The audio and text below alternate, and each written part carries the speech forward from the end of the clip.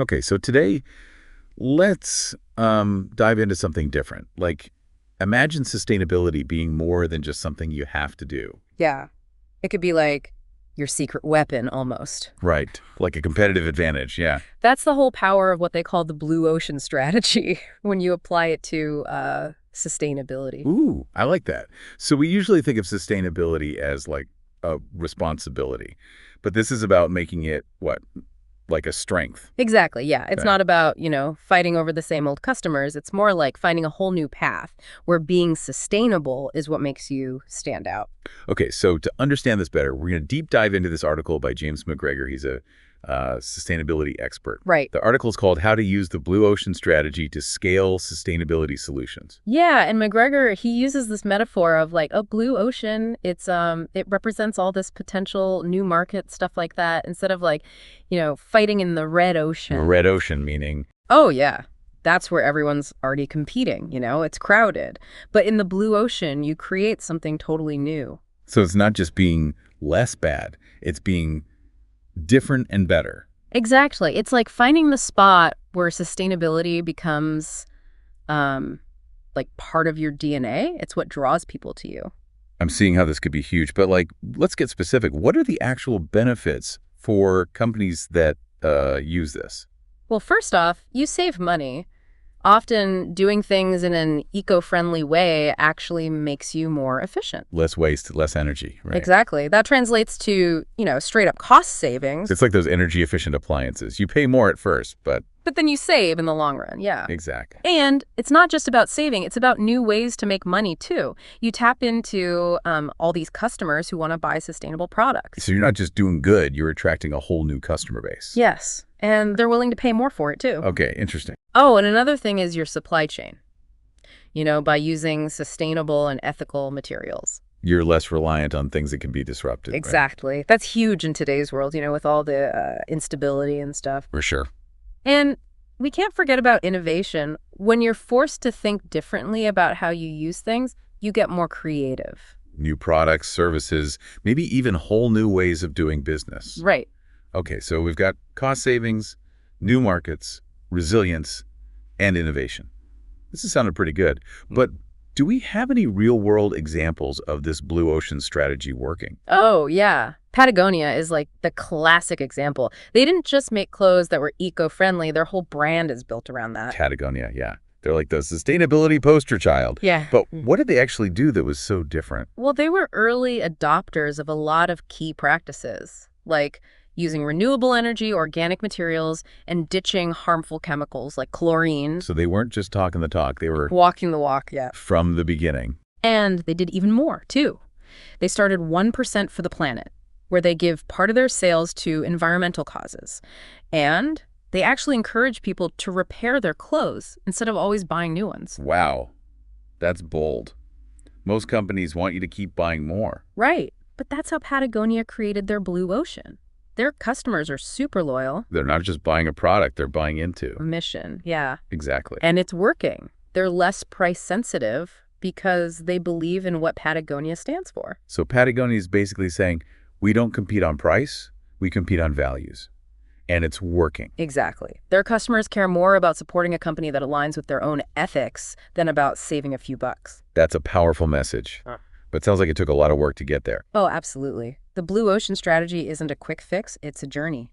Patagonia has been constantly innovating for decades. So it's not a one-time thing, it's A commitment.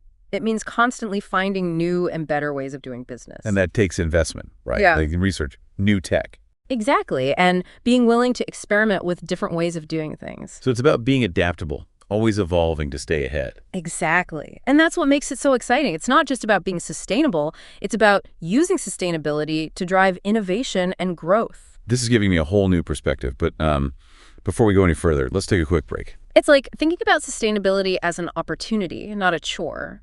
A way to do things better and differently.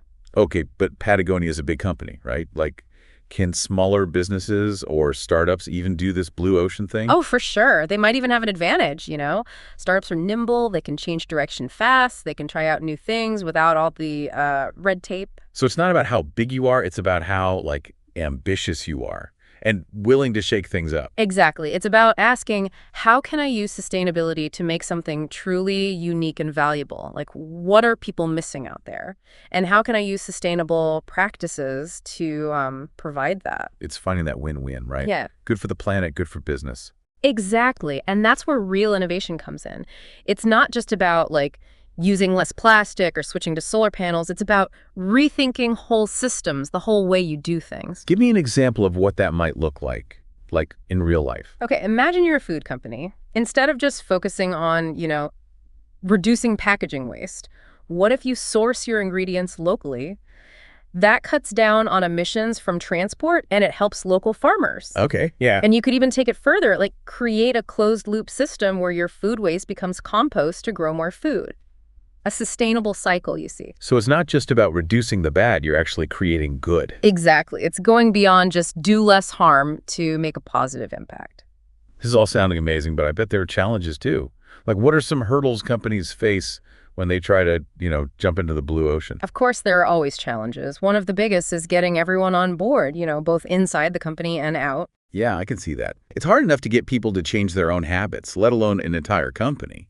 Exactly. So you have to communicate the benefits really clearly. You got to show how it's not just good for the planet, but also for the bottom line, Cost savings, more revenue, stronger brand. So it's about presenting sustainability not as a cost, but as an investment. Yes. An investment in a better future for everyone, the planet and the business. I like that. And don't underestimate the power of stories, People connect with stories. So instead of just facts and figures, tell a story. Exactly. Share how your company is making a difference. Tell the stories of the people who are benefiting. Make it real, relatable, human.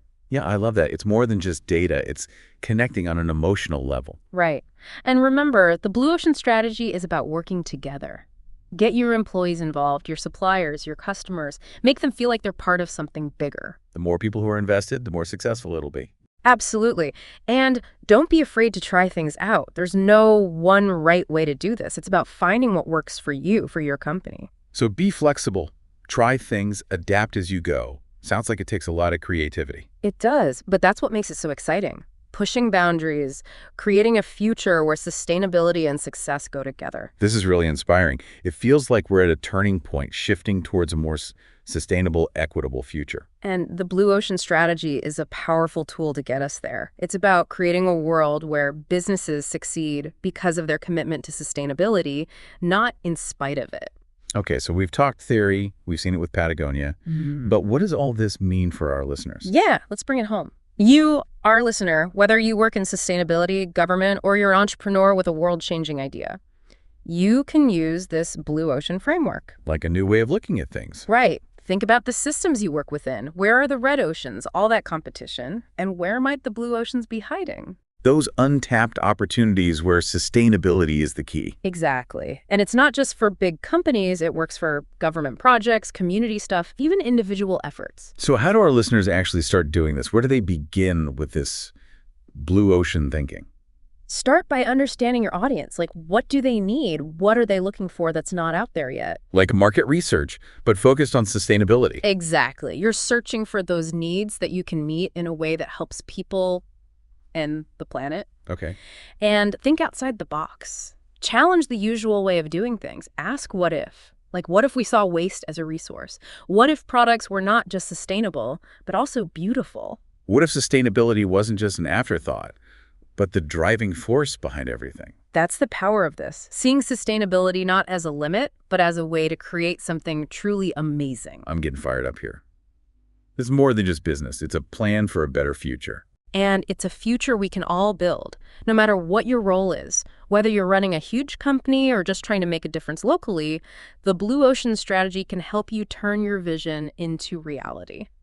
This has been incredible. It feels like we've just scratched the surface of what's possible. Yeah. It's like a whole new mindset, right? And the exciting thing is we're just getting started. As more and more people use this Blue Ocean strategy, we'll see so much innovation, like changing industries, making the future more sustainable. It's like we're at the beginning of like a whole new era where sustainability isn't just a word, but it's actually how we do everything. And that brings us to, well, a question for you to think about. What if your sustainability idea, your project, Well, what if that became the next Patagonia? ooh, okay. What if you created something, a product, a service, even a movement that really gets people excited about positive change?